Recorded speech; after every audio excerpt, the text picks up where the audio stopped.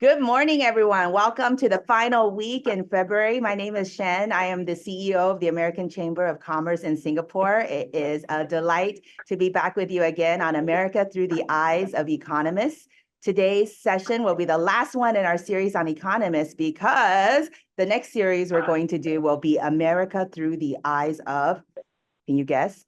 Lawyers.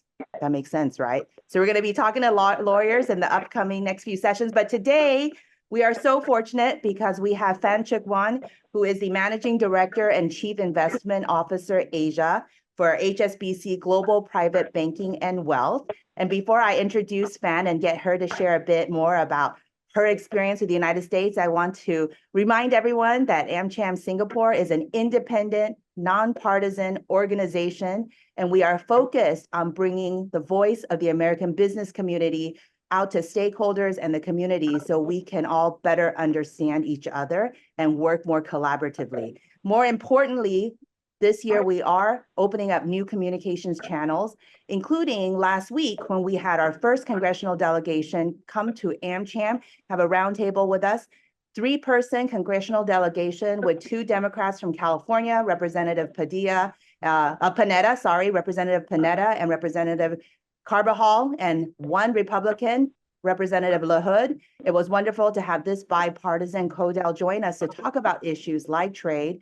And you may be delighted to know part of this conversation may touch upon digital economy agreements. As you know, Singapore is very strong in digital economy agreements, and the representatives from Congress believe that that will be an important part of the conversation this year in Washington, D.C. So despite some of the other topics that we're going to be talking about that may seem a little bit challenging, like tariffs, still in Congress, they believe that we will have a productive relationship with the various countries around the world, U.S. and Singapore, U.S. and China. We will touch upon all that in today's conversation. So a brief introduction on Fan, whose bio you can read on our website. First of all, we're really fortunate because Fan has close to 3 decades of investment experience. And prior to joining HSBC in 2016, she has experience with Credit Suisse, private banking, along with other banks like ABN AMRO, BNP, and Standard Chartered. Even more interesting about Fan is that she used to be a political journalist specializing in Chinese and Hong Kong politics, and was also the political editor of Hong Kong Economic Journal. So I think we're very fortunate to have someone with a very broad understanding of the topics at hand and also of the economy. Now, the first question I always ask our guests, so Fan, this one will be very broad and I'll let you take it wherever you'd like. But our first question is usually tell us a little bit about yourself and your relationship with the United States. Thank you so much for joining us this morning. Hey, thank you very much, Hsien, for having me to join this wonderful session. I'm very excited to engage with ladies and gentlemen joining this call. Maybe I have my quick introduction because I'm the Chief Investment Officer for HSBC Global Private Banking and Wealth. I'm based in Hong Kong. So I interact with our clients in the U.S. And we also interact with companies that also target of the investment of our clients in the region. So I follow the U.S. economy closely because the U.S. market is actually the key opportunity set for many of our clients in the region. And we also have clients from the U.S. who would want to know the opportunities in Asia. So we actually maintain a pretty close interaction with colleagues and clients in America, and really happy to have the opportunities to interact with friends coming from American companies operating in Southeast Asia, including Singapore. Thank you so much. I mean, you know, based out here in Asia, we do have a particular perspective on the relationship with the U.S. and understanding how decisions made there will impact our region. And of course, one of the largest events that's happened in the last couple of months was the re-election of President Donald Trump.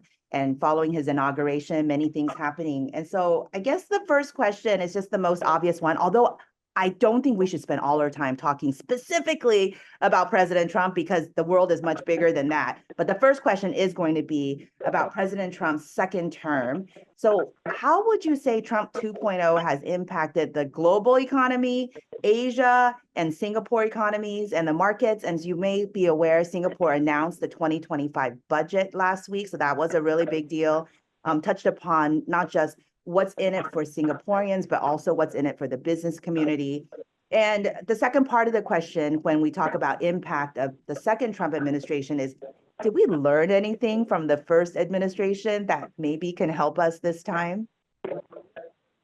I think looking back at the market reactions to the U.S. election result, I think investors have been repositioning for potential impact of the policy change of the new U.S. administration. There's been a lot of focus on trade policy change, particularly on tariff. So far, as we have already seen from the executive orders already signed by President Trump, I think the market is still waiting for better clarity regarding the specific trade policy change because the new U.S. administration actually introduced the concept of reciprocal tariff. There have been a number of announcements on trade tariff change, but at the same time, the U.S. government is also conducting trade review and investigations in quite a number of bilateral trade relations. So this also implies that there would be a period of uncertainty because the impact economies would need to wait for the result of the trade review and respective investigations before we have better clarity about the actual tariff policy change. So far, it's the incremental 10% tariff already implemented on Chinese products. That is the only one that is already enforced.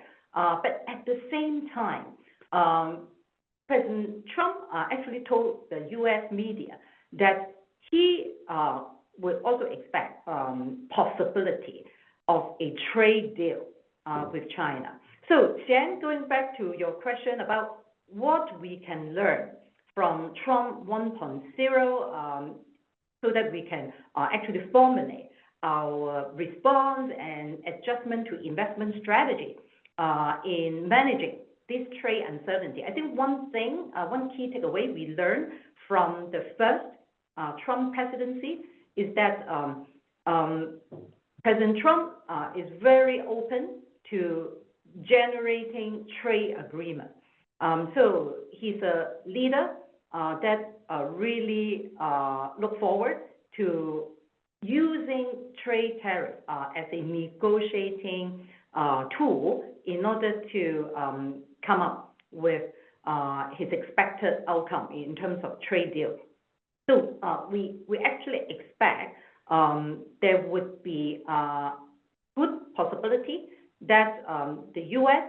will initiate bilateral talks in order to address the trade dispute. We have already seen the latest statement issued by Indian Prime Minister Modi during his recent meeting with President Trump. He also indicated the strong intention of the Indian government to work out trade agreement with the U.S. government in order to manage any trade tensions and disputes. So I think the playbook is working more towards bilateral trade agreement through negotiation. And this also indicates a better than market fears outcome. I think during the U.S. election, investors were a bit concerned about some of the tariff proposal put forward by President Trump, for example, the proposed 60% tariff for Chinese goods. This was not reiterated again after the president's inauguration. So we do expect a more likely scenario is a bilateral trade negotiation between the U.S. and its key trading partners to resolve the differences. And I think with the latest developments regarding the suggestion of the reciprocal tariff, because this would involve discussion about differential tariff rates. So again, the notion of reciprocal tariff also underpins the outlook that Washington would try to seek for an optimized outcome through bilateral discussion. And this has been proven in the first presidency of President Trump. Yeah, the bilateral discussion certainly seems to be, the bilateral relationships definitely seem to be President Trump's focus, because every time he gets in front of the media, he decides to highlight a specific country, et cetera. But we also know that the world is more complicated than that. There's so many different multilateral trade agreements like CPTPP, like RCEP, like USMCA. I mean, it doesn't just happen one-on-one. So there's another whole world brewing in that sense. And then there's another whole world where there are groupings of countries, the EU, for example, ASEAN, for example. So that's another layer of complexity. It just seems to, from an outsider, someone who doesn't know this world as well, where it's like, wow, bilateral, that's a little bit simplistic. So I wonder if you could just comment a little bit on this concept, like President Trump prefers to do things bilaterally, but there are other parts of what's happening in terms of, groupings of countries. How do we reconcile the activities of trade agreements like RCEP, like CPTPP, or countries that are grouped like ASEAN and EU? How does that operate in the context of these bilateral conversations?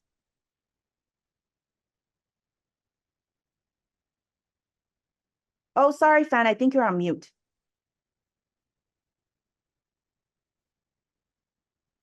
I think the rise of global trade uncertainty would definitely provide a strong catalyst to further drive the intra-regional trade developments within the Asian region.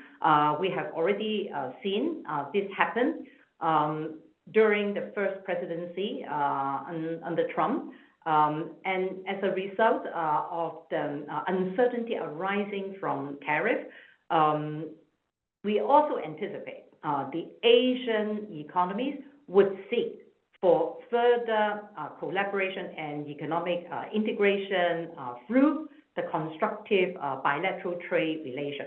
So that RCEP is already a very successful trade organization that have already promoted a significant growth in terms of intra-regional trade. Currently, ASEAN has already overtaken the Eurozone to be the single largest trading partner of China. And the Chinese government also indicated its policy priority to seek for further deepening in economic collaboration and development of trade link with Southeast Asia. So with the current uncertainty surrounding the next step of the U.S. tariff policy change, we anticipate the Asian country, including China, Singapore, the key ASEAN economies, would try to further seek for supply chain reconfiguration to respond and adapt to the potential change in tariff regime. And this would also encourage further cross-border direct investment to accelerate And the Asian country would definitely try to enhance intra-regional economic collaboration to mitigate these global headwinds, especially through the enhancement of trade links within the region. Thank you so much, Fan. I think there's a recent article from the chairman of McKinsey China who very much echoes the same. He says in this Fortune article that we're now no longer looking at West-East trade as much as South-South trade, for example. So I think we even need to start broadening our concept that it's not US out to here, but Latin America and Southeast Asia. It gets very interesting. And I'm personally very excited by that because we want the whole world to have a relationship and to collaborate with one another where possible. But it's a great transition to the next question I have for you, which is what parts of the Asian economy do you think are more resilient to withstand external uncertainties? There are a few of those, I think. And which of the Asian economies do you think are doing a better job of managing or deflecting these external shocks? Yeah, we think the Asian economies have continued to stay resilient to withstand this global headwind, especially with the strong support of the domestic demand. We have very solid domestic fundamentals. This also helps the Asian economies to manage the challenge from potential decline in export growth as a result of the tariff risk. And within Asia, we do think that for those Asian economies that have a strong dependency on U.S. export market, they would face a greater challenge as a result of the tariff adjustment. For example, I think within Asia, South Korea and Vietnam would likely stand out as the economy that would face bigger challenge and given their bigger trade surface versus the U.S. And within the regions, we think the domestically driven economy would be more resilient to be able to withstand the uncertainty from U.S. trade policy change. Take, for example, I think in Asia, we think India, Indonesia, and the Philippines are the relatively resilient economy that would be able to offset the external challenge through continuous strong growth in domestic consumption. And in Southeast Asia, we also think that Singapore is a relative safe haven because Singapore is one of the very few countries that actually recorded a modest trade deficit versus the U.S. And the strategic relations between Singapore and the U.S. is very strong. This would also help Singapore mitigate the uncertainties surrounding the U.S. trade policy adjustment.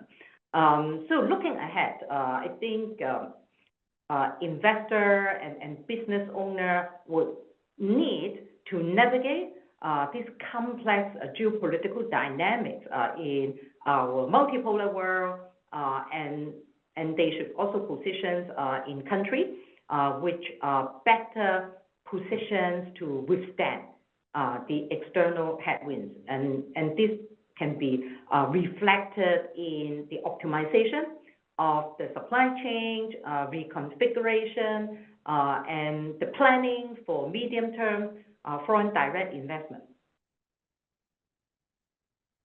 Thank you so much for the regional overview. I think, so this week, so at the beginning of each week, Wall Street Journal often will publish what's coming up for the week from the economy point of view. And when they talk about the US or Japan or China, a lot of it this week I noticed was about inflation and interest rates and how, I mean, obviously the tariffs are not going to help much in that respect. Just in the sense of specifically inflation, do you think the situation has improved or has it kind of stayed the same? Just curious a little bit more because it was mentioned so much in the economy section of Wall Street Journal's week ahead. Yeah, we definitely see increased uncertainty surrounding the inflation outlook in the U.S. And this is also one key reason why the Federal Reserve has also turned more hawkish in terms of monetary policy stand and guided for a near-term pause in interest rate cuts. Clearly, as a result of the potential impact from the new U.S. administration's policy to increase tariff, to tighten immigration policy, and this will likely lead to upward pressure in consumer prices and wage growth. So looking ahead, we do expect to see U.S. core inflation to remain relatively sticky, and that's why at HSBC, we also expect the Fed will likely stay on hold at least until June this year, as we anticipate U.S. economic momentum will start to moderate somewhat going into second half of the year, as we have the negative impact of higher tariffs, and this would also drive inflation expectation and have impact on consumer sentiment, as we have seen from the University of Michigan Consumer Sentiment Index last Friday that triggered the sell-off in Wall Street as U.S. consumer start to project what could be the potential impact from tariff hike, and that could lead to more sticky inflation pressure. This means central bank will cut interest rate less or at slower pace. So this would actually have an impact on consumer sentiment going into the second half of the year. That's why we anticipate a moderation in U.S. economic momentum would create room for the FOMC to start cutting rates again from June. So we anticipate there could be 2 to 3 rate cuts by 25 basis points each in the second half of the year, in June, September, and December. But this is based on our expectation that the growth concern caused by higher tariff rates would also lead to lower growth expectation and would lead to central bank action in the second half of the year. Yeah, I mean, I don't know if we're looking forward to that, but if the economy can continue to move at some pace, I think we can maybe hang tight. But let's pivot a little bit to China. No conversation about the economy, of course, can leave China out. So this question is really specifically about China's policy stimulus and how it would impact the economic and market outlook. I mean, what do you expect from China's MPC? Mm-hmm. Yeah, I think that we have seen a recovery in the Chinese asset prices since the latest round of policy stimulus kickstarted in September last year.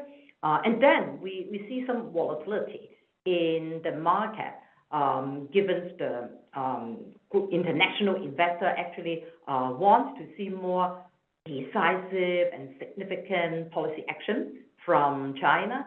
But in January, we actually see a new round of recovery in the China equity market, and this is actually driven by the DeepSeek AI disruption, and this also provides a catalyst to drive the recent policy pivot of the Chinese government to adopt a friendlier and more supportive policy stand to boost the private sector and with strong focus on technological innovation. So I think this would probably bring a more effective driver to provide new growth engine for the Chinese economy to recover from the debt deflation spiral. So as a result of this, we also just upgraded China equity back to overweight positioning last Monday after Chinese President Xi Jinping attended the high-level symposium with senior leaders from China's biggest tech companies, because this would reflect a new round of supportive government policy to drive the development of the private economy in China. So we also expect the DeepSeek breakthrough in the AI space will likely unlock a new phase of AI infrastructure investment, and this would accelerate AI adoption and AI application. And this would also drive more active expansion plan of the Chinese tech company across Asia, as they are already quite active in Southeast Asia. Yeah, it's really interesting to hear you talk about how AI can really maybe turbocharge the economy and be this new growth engine. But on the other hand, we keep seeing news about China's real estate sector, construction, manufacturing, services. I mean, is AI enough to make up for the sluggish growth or decline of those sectors in China?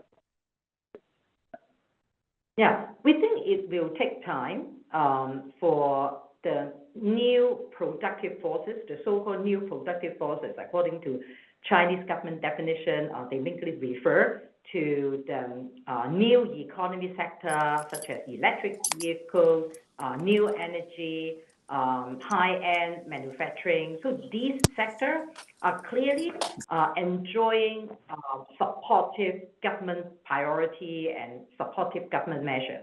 But we don't expect this policy shift will immediately reverse the growth trajectory of the Chinese economy. So we are currently still anticipating growth deceleration of the Chinese economy to a 4.5% growth in 2025, compared with the 5% growth last year.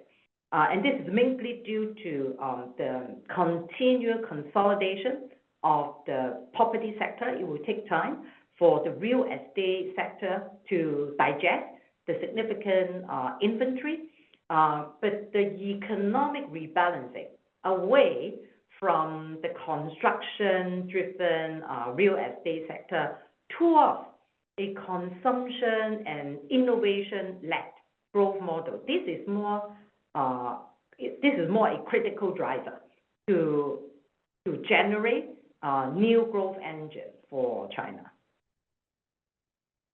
Yeah, that is fascinating. If AI can be a new growth engine for China, then thinking more broadly, and this will be our last question as we close off LinkedIn Live. And for those of you who are interested in continuing the conversation, you can still join us on Zoom so that we can have a more intimate conversation with Fan. But the last big question for the public forum on LinkedIn Live would be on how AI can actually play a role in Asia, particularly for companies who, I've seen some data that suggests in certain countries, including Singapore, the adoption of AI into business practices and improving productivity, et cetera, while it's on everybody's mind and in every conversation, the actual adoption of AI has not been as fast as we would like to see.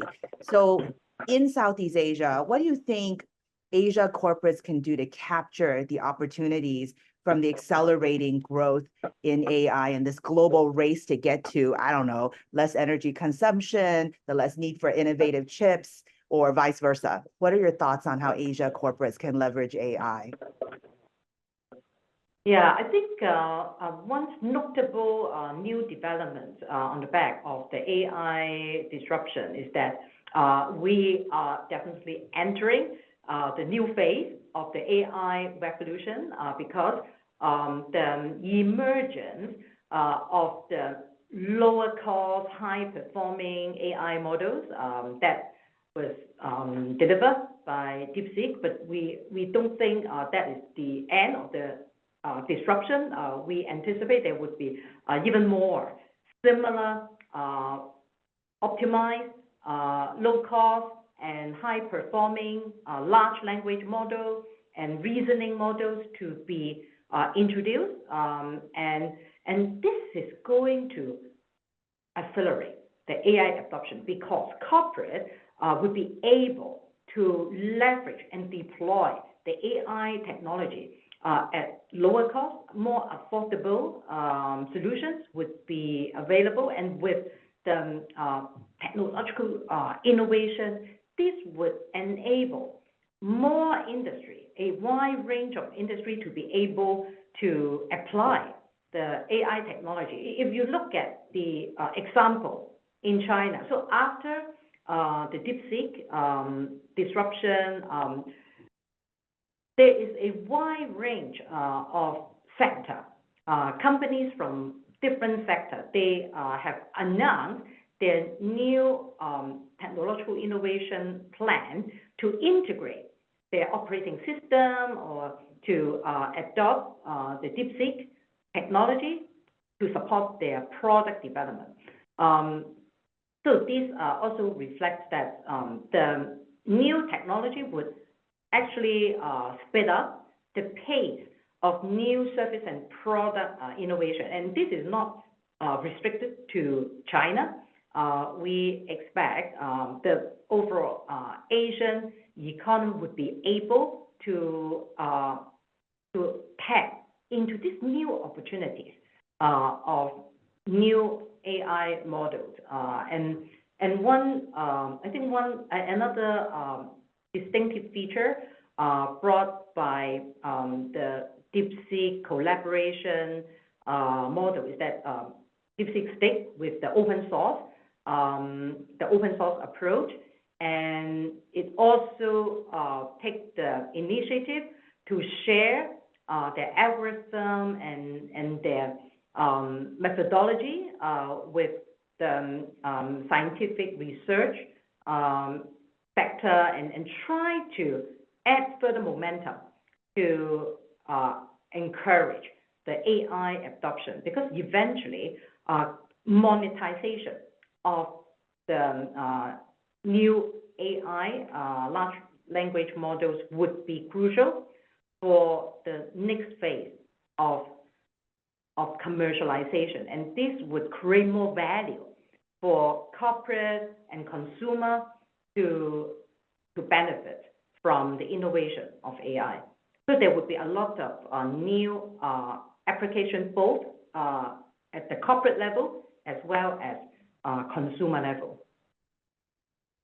Thank you so much, Van. I think you bring up a very important point, which is I'm a scientist by training, and one of the things that we have benefited from in the last few decades with the internet is that we're able to democratize data, right? The access to code, the access to data, let's just say even genomic data, our ability to share that with one another and learn, and to be able to double confirm, as they say in Singapore, double confirm some findings, some insights. I mean, that's been one of the wonderful things about having internet, and AI can help us accelerate the use of big data and to understand cross-border data flows, et cetera. I mentioned digital economy agreements before. This whole digital commerce, e-commerce, the whole world of digital is still unending, and we have so much potential. So thank you so much for this sharing on LinkedIn Live. And as we transition out of it into the closed room chat, I've got 3 rapid fire questions that are going to be the hardest questions you have answered so far in the 30 minutes I've been with you. Are you ready?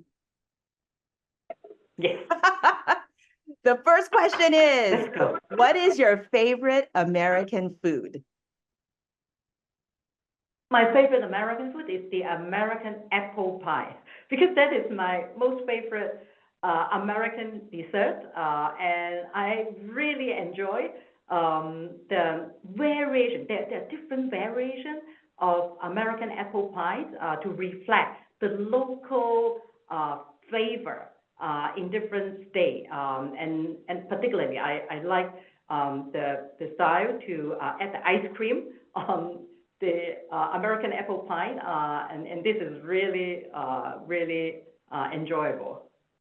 Oh my gosh, you and I have that in common. I also love dessert, so I love your answer. It's so good.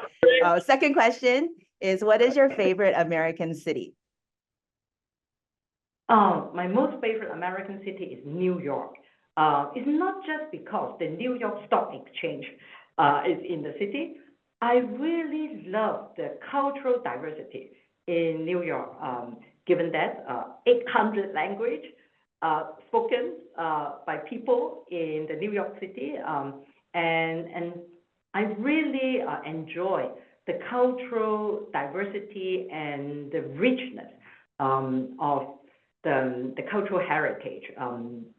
We have the best museum in New York City, and the art exhibition and the show, the musical at Broadway are a really great attraction that make New York stand out as the greatest city in America. For me, I would definitely vote for New York, and it's a very internationalized, metropolitan, and even the headquarters of United Nations is in New York. So I think the diversity is really compelling in New York City.